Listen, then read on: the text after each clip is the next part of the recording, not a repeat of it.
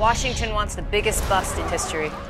Pablo Escobar. And his main distributor, Roberto Alcano. Just got the new Bryan Cranston movie called Infiltrator. This is directed by Brad Furman, who did a pretty decent job with The Lincoln Lawyer not too long ago with Matthew McConaughey. Not that great a job with Runner Runner with Ben Affleck and Justin Timberlake. This is a new movie that deals with some incredibly compelling and addictive subject matter we see time and again in crime drama. This is an infiltration division of the U.S.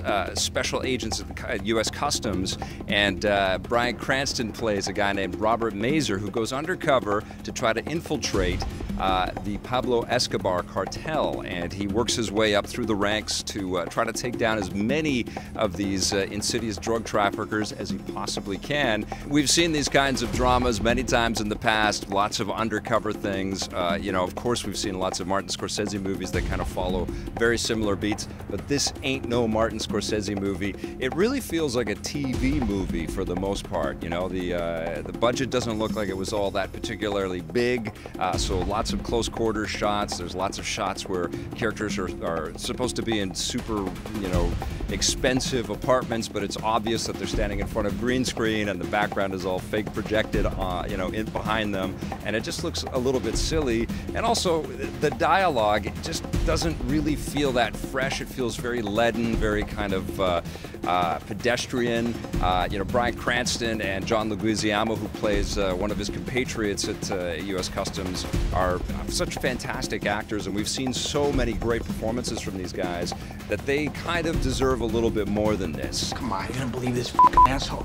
For the most part, this is just sort of by the numbers crime stuff that we've seen many times. You know, suddenly out of nowhere, characters that are poorly introduced will die in a blaze of gunfire, or some characters will have an unexplained kind of freak out and sabotage an undercover mission, and then they're killed in front of your eyes.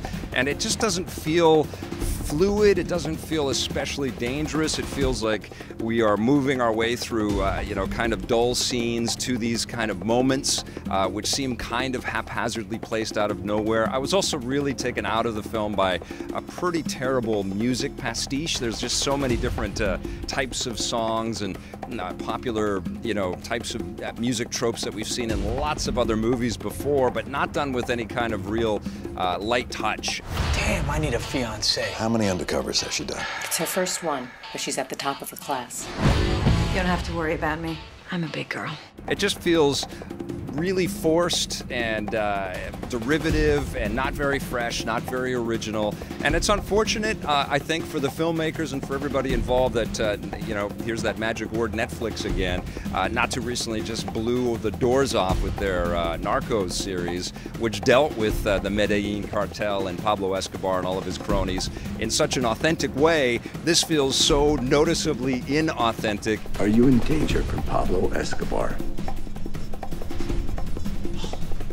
The one thing I did like was the production design sort of brought us back into the 1980s. So, you know, there's a lot of pagers on display and lots of, you know, plugged into the wall type phone calls and stuff like that. It is a bit nerve-wracking to think that all of this money was traveling across state lines and being carted all over the world internationally, and people didn't use cell phones or super connected, internet-connected computers and stuff like that. I'm sure all of that drug trafficking stuff that exists in the world today is a lot more sophisticated and a lot more hidden in the long list of crime dramas that you and I have seen, a lot of them dealing with drug trafficking in some pretty, you know, dramatic ways. This is going to be one that's easily forgotten. I'm going to give Infiltrator a 6 out of 10.